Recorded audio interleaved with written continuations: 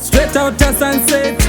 Koma boy ndiri kuzvisimudza tega tiri kuzvisimudzira. Inzwa mafanzi kumatere vachidaidzira vachitirudza wazovapedzera. Chinzwa nengoma ufunge vari kudedera. Tiri kuzvisimudza tega ndangoti simsim. Ndachibatira patikanyi pati zimzim. Chakazara simbi dzese fanika jimjim. Hachingopingwe easy fanika bimbim. Tiri kuzvisimudza tega ndangoti simsim. Ndachibatira patikanyi pati zimzim. Chakazara simbi dzese fanika jimjim. Hachingopingwe easy fanika bimbim. Chibiti ichi ndazochibatira kumapena. Chakuda kuyambuka bhodha chava pamesina. Ndikati achingaende ndisina kuchipina. Ndanga ndakachijegera dzangu ndiri mukona. Zvekuti ndakaluza kana kuti ndakawina. Haisi pressure mafanzi ndiwo wanoona. Bonzi pamshini aripoka achichuna. Vazovira kanyaya kekuti ndiri mupana. Tiri kuzvisimudza tega ndangoti simsim. Ndachibatira patikanyi pati zimzim. Chakazara simbi dzese fanika jimjim. Hachingopingwe easy fanika bimbim. Tiri kuzvisimudza tega ndangoti simsim. Ndachibatira patikanyi pati zimzim. Chakazara simbi dzese fanika jimjim. Hachingopingwe easy fanika bimbim.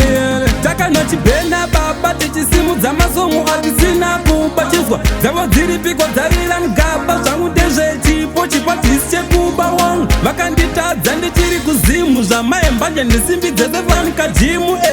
Pandasvikava mire kusuduruka hanzi unenge mota saka ndongoti vhum.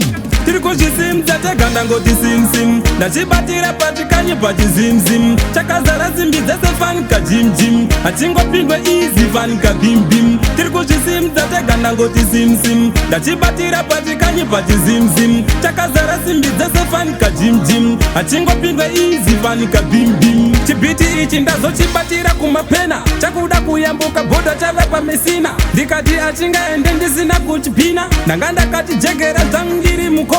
Zvekuti ndakaluza kana kuti ndakawina. Haisi pressure mafanzi ndiwo wanoona. Bonzi pamshini aripoka achichuna. Vazovira kanyaya kekuti ndiri mupana. Tiri kuzvisimudza tega ndangoti simsim. Ndachibatira patikanyi pati zimzim. Chakazara simbi dzese fanika jimjim. Hachingopingwe easy fanika bimbim. Tiri kuzvisimudza tega ndangoti simsim. Ndachibatira patikanyi pati zimzim. Chakazara simbi dzese fanika jimjim. Hachingopingwe easy fanika bimbim.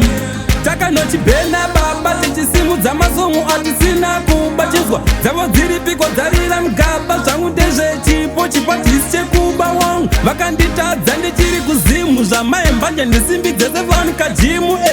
Pandasvikava mire kusuduruka hanzi unenge mota saka ndongoti vhum.